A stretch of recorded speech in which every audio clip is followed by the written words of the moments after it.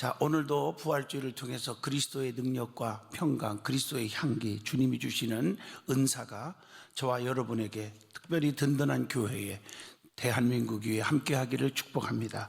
오늘 마가복음 5장 35절로 43절을 통해서 살리시는 주님 하는 제목으로 여러분과 함께 은혜를 나누고자 합니다. 기독교는 생명의 종교입니다.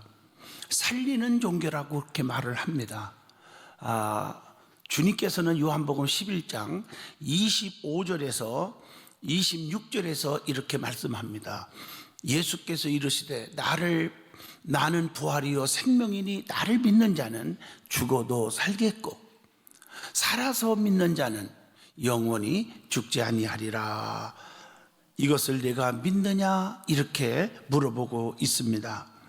부활은 이해의 대상이 아닙니다. 체험과 경험의 대상이라고 봅니다.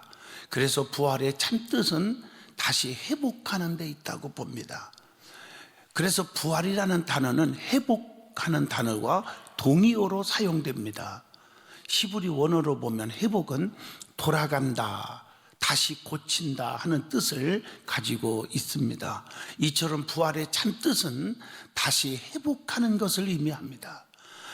병든 자가 건강해집니다. 죽을 자가 삽니다. 문제가 해결됩니다. 약한 자가 강해집니다. 미련한 자가 지혜로운 자가 됩니다. 망할 자가 다시 부유하게 됩니다. 실패자가 성공하는 자가 됩니다. 낙심하고 있는 자가 희망과 용기와 꿈을 갖게 되는 줄로 믿습니다. 이게 부활의 신앙이에요. 오늘 본문을 보면 예수님께서 해당장 야이로의 딸을 살려주시는 말씀이 기록되어 있습니다.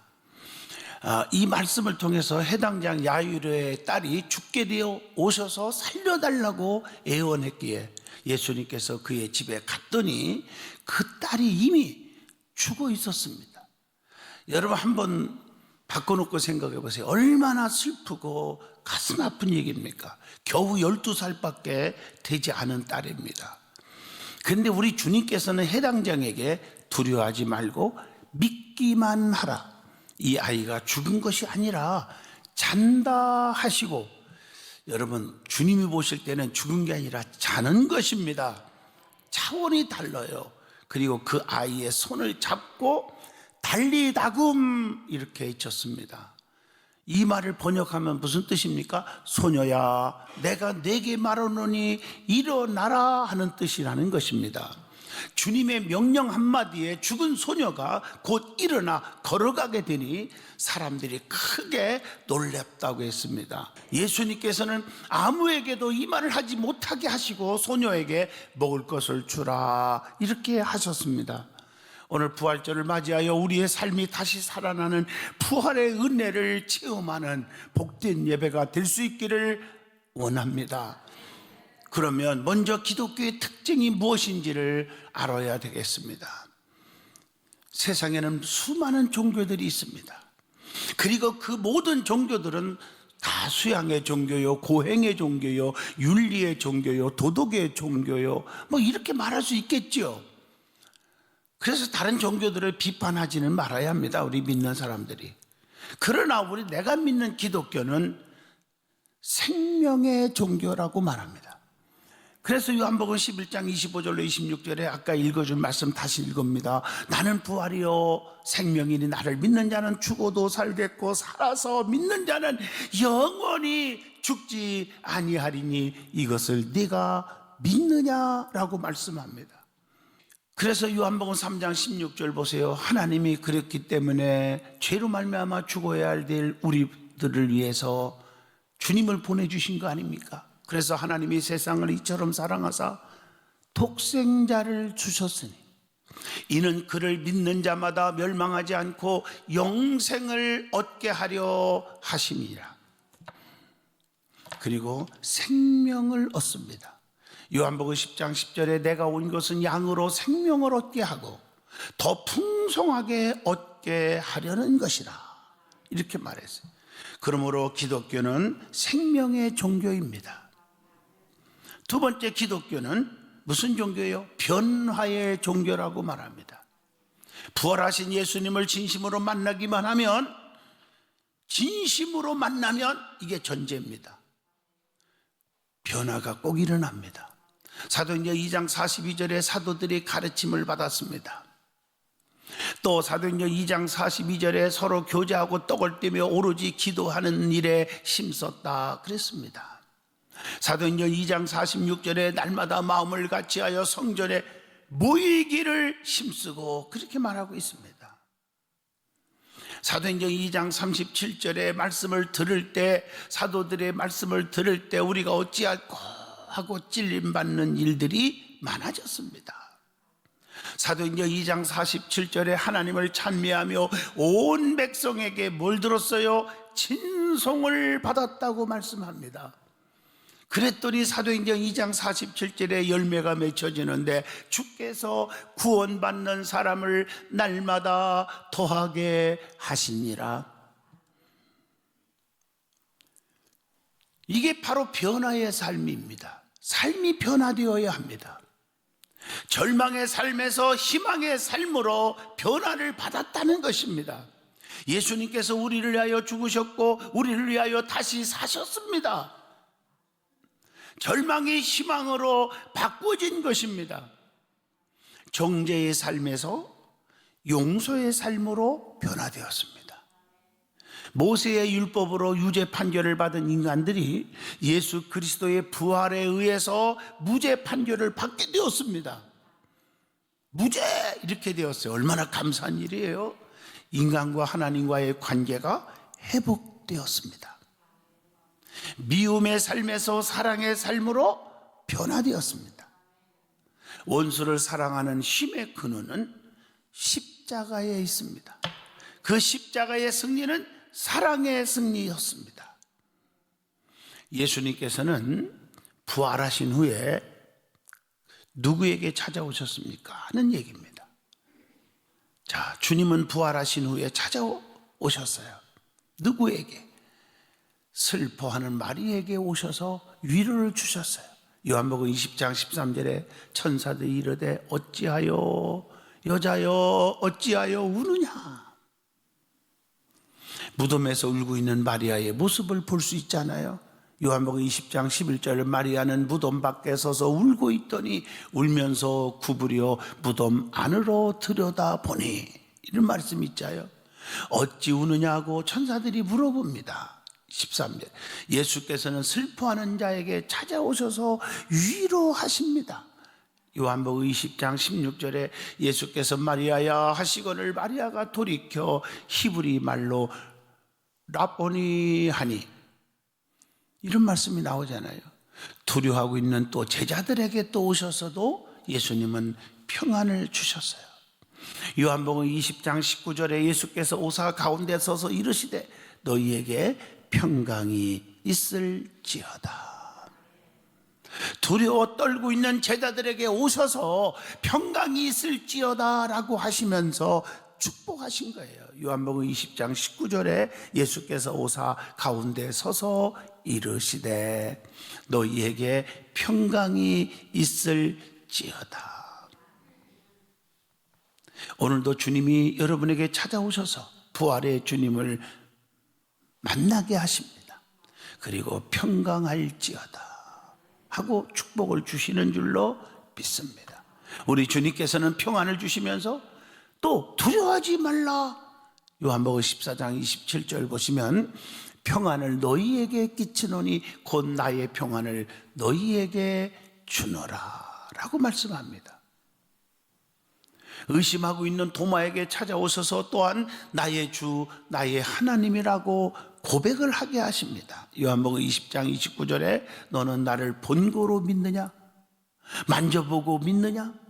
그러나 보지 못하고 믿는 자들은 복되도다 하시니라. 그 다음에 세 번째 기독교는 사실의 종교입니다.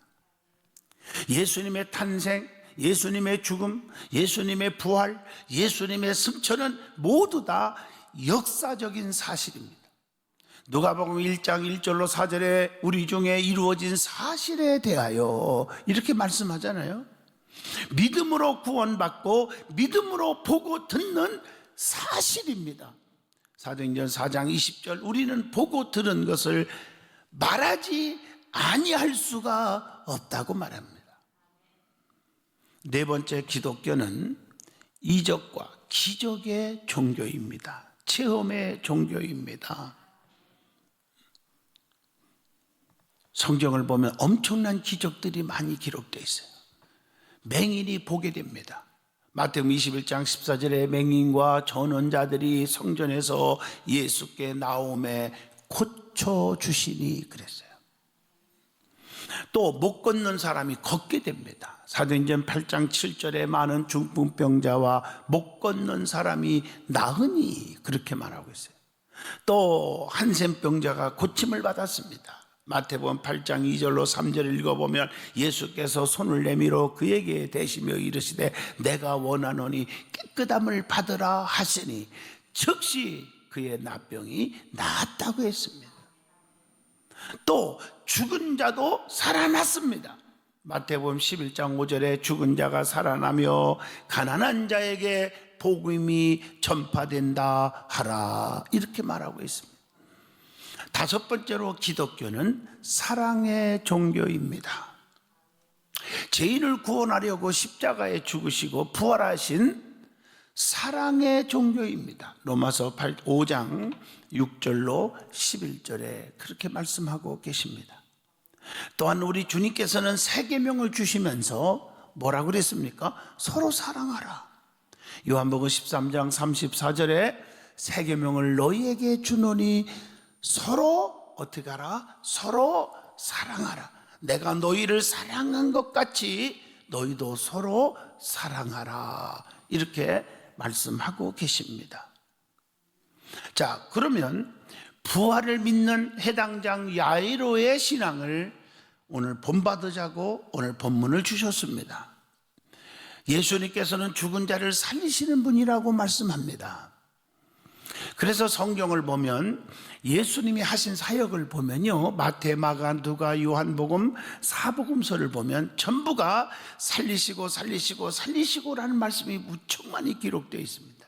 또 고치시고 고치시고 고치시고 뭐 풍랑을 잔잔케 하시고 회복하게 하신 내용들로 꽉 차 있습니다. 그 중에서 예수님께서 살리신 말씀들이 있잖아요. 나인성 과부의 아들을 살려주신 얘기, 누가복음 7장 14절로 15절에 보면 예수께서 이르시되 청년아 내가 네게 말하노니 일어나라 하시매 죽었던 자가 일어나고 말도 하거늘. 기적이죠. 청년아 일어나라. 주님의 말씀에 그가 살아났습니다. 오늘 여러분들이요, 젊은이들까지 다 청년아 일어나라 하는 음성이 들려서 여러분들의 자녀들이 다 일어나기를 바랍니다. 소망이 일어나기를 바랍니다. 비전이 일어나기를 원합니다. 믿음이 일어나기를 원합니다. 놀라운 얘기죠. 베다니 나사로를 살려주신 내용이 또 나오죠. 요한복음 11장 43절로 45절입니다. 나사로야 나오라. 그랬더니 살아나오는 거예요. 죽었던 나사로 무덤에 묻었고 장사 지냈고 끝났어요. 시체가 상해서 냄새까지 나는 그런 끝난 상황에 주님의 말씀 한마디가 살아났어요. 예수님의 말씀은 사망 권세를 뚫고 전달되는 것입니다. 예수님의 말씀은 무덤 속에 있는 썩은 송장에게도 명령이 먹히는 것입니다. 풍랑 그치는 거 이런 거 말할 수도 없고요. 오늘 여러분들에게 좌절되고 실패하고 낙심되고 지금 이 땅 위에 경제가 지금 엉망진창이고 힘들고 정신적으로도 피곤하고 얼마나 힘들겠어요. 이런 곳에 주님의 말씀이 들어갈 때 먹히는 거예요. 여러분의 심령 속에 일어나라 하는 소리에 살아나라 하는 소리에 살아날 줄로 믿습니다. 그래서 하나님 말씀은 살아있고 운동력 있어 좌우의 날선 검보다 예리하여 우리의 심령 골수를 쪼개기까지 하며 우리의 마음과 뭘까지 생각까지 감찰하시고 계십니다. 지켜주시고 계십니다. 또한 해당장 야일의 딸을 살려주셨잖아요. 오늘 본문 41절입니다. 그 아이의 손을 잡고 이르시되 달리 다금 하시니 번역하면 곧 내가 네게 말하노니 소녀야 일어나라 하십니다. 일어나라고 하는 주님의 말씀에 죽은 자가 살아났습니다. 사랑하는 성도 여러분, 주님의 말씀을 가볍게 여기지 마십시오. 주님의 말씀은 권세가 있고 불가능을 가능케 하고 무를 유로 만들어 버리고 살리는 역사가 일어나는 줄로 믿습니다. 부모의 훌륭한 믿음으로 병들고 죽은 딸이 살아났습니다. 마가복음 5장 23절에 간곡히 구하여 이르되, 이런 말씀이 나오죠. 내 어린 딸이 죽게 되었사오니 오셔서 그 위에 손을 얹으사 그로 구원을 받게 하소서 하거늘. 이 부모의 신앙이 굉장히 중요한 거예요. 주님의 능력을 100% 믿고 나온 거예요 지금. 그래서 기적이 일어난 거예요. 해당장 야일의 딸이 어떻게 살아났느냐를 말씀드리고 있습니다. 해당장 야이로가 딸을 위해 예수님께 찾아온 거예요. 누가복음 8장 41절, 이에 해당장인 야이로라 하는 사람이 와서 예수의 발 아래에 엎드려 자기 집에 오시기를 간구하니 그랬단 말이에요. 여러분 성경을 보세요. 수로보니게 여인이 딸 하나가 있는데 미쳐버렸어요. 얼마나 안타까워요. 발작하고 다녀요. 미친 딸을 위해 예수님께 찾아와서 고침을 받았잖아요. 마가복음 7장 26절, 그 여자는 헬라인이요 수로보니게 족속이라 자기 딸에게서 귀신 쫓아내주기를 간구하거늘. 찾아와서 부탁해서 예수님으로부터 여자여 네 믿음이 크도다, 네 소원대로 되라. 딸이 깨끗이 나았지 않습니까? 귀신이 떠나버렸지 않습니까? 여러분을 괴롭히는, 자식을 괴롭히는 더러운 귀신이 떠나갈 줄로 믿습니다. 한 아버지가 귀신 들린 아들을 데리고 예수님께 찾아와 해결받은 말씀도 있죠. 마가복음 9장 17절입니다. 선생님, 말 못하게 귀신 들린 내 아들을 선생님께 데려왔나이다. 여러분 성경에 힘들 때 주님 앞에 찾아온 사건들이 무척 많아요. 근데 공통점은 찾아왔을 때 해결 못 받은 사건이 하나도 없다는 사실입니다. 예수님 발 아래에 엎드렸다는 거예요.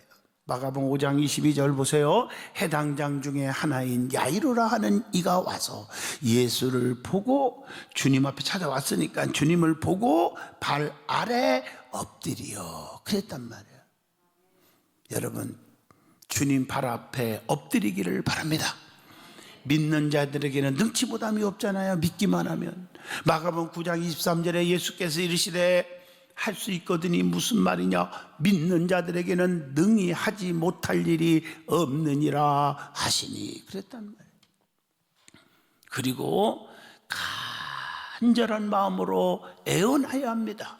마가복음 5장 23절 보세요. 간곡히 구하여 이르되 그랬단 말이에요.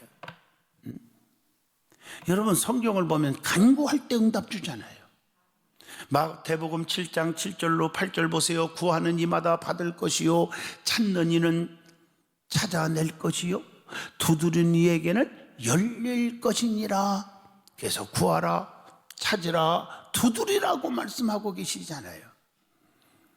그리고 사람 앞에 손 벌리지 말고 주님은 자기 앞에 나오라는 거예요. 내게 나와라는 거예요. 하나님은 자기 앞에 나오라는 거예요. 그러면 응답 주신다는 거예요. 사람 앞에 손 벌리고 사람의 그 수단 방법을 부리지 말라는 거죠. 에레미야 33장 2절로 3절에 말씀합니다. 이를 행하시는 여호와, 그것을 만들어 성취하시는 여호와, 그의 이름을 여호와라 하는 이가 이와 같이 이르노라. 너는 내게 부르짖으라. 내가 내게 응답하겠고 네가 알지 못하는 크고 은밀한 일을 네게 보이리라. 얼마나 귀한 말씀입니까? 그리고 주님의 손을 얹으면 역사가 일어남을 믿는 믿음이 있었어요. 주님의 손길만 있으면 다 해결되는 믿는 믿음이 있었다는 것입니다. 마가복음 5장 23절 보세요. 간곡히 구하여 이르되 내 어린 딸이 죽게 되었사오니 오셔서 그 위에 손을 얹으사 그로 구원을 받아 살게 하소서.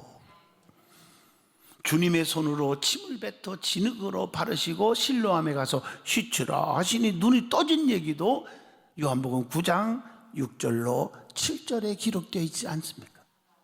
또 누가복음 5장 13절에 보면요, 손을 대시며 주님의 손을 대시며 깨끗함을 받으라 하며 나병한 자가 나았다는 말씀이 있습니다.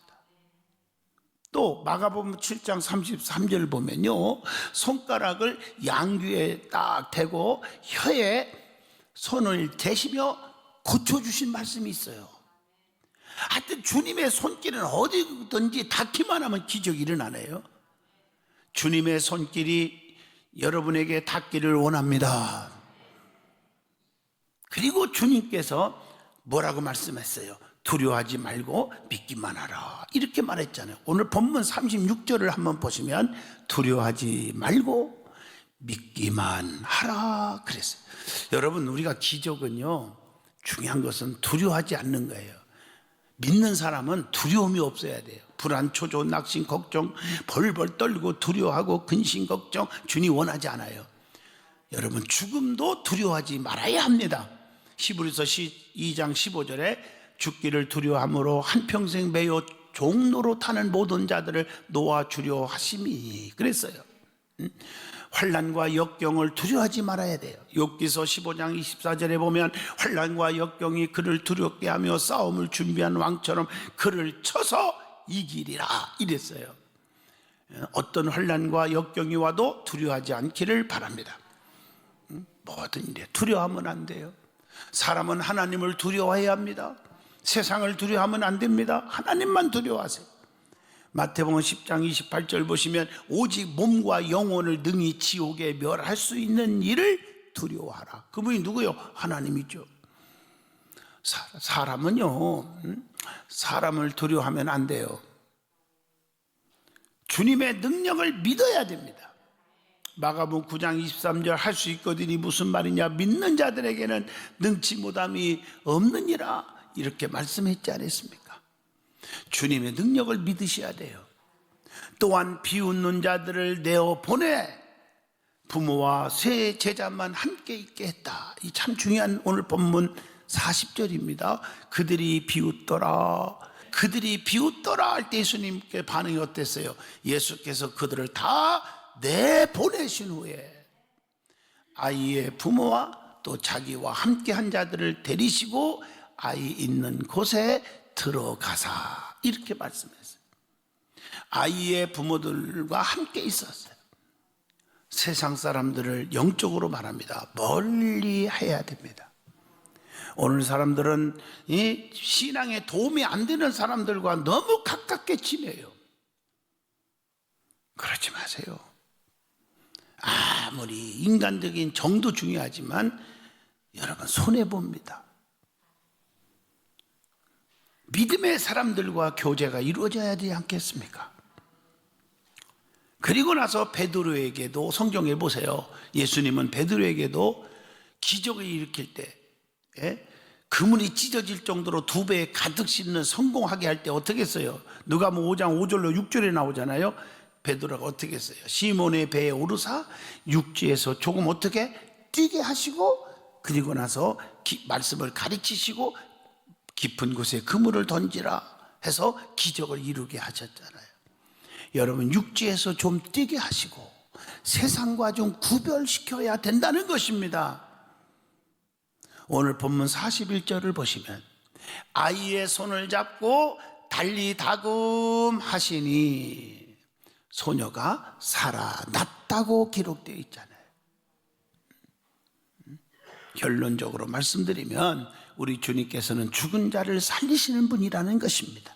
부활절을 맞이하여 우리의 신앙이 다시 회복되고 다시 살아남으로 가정의 행복과 사업과 직장의 형통과 사명이 살아나기를, 예배가 살아나기를 진심으로 축원드립니다.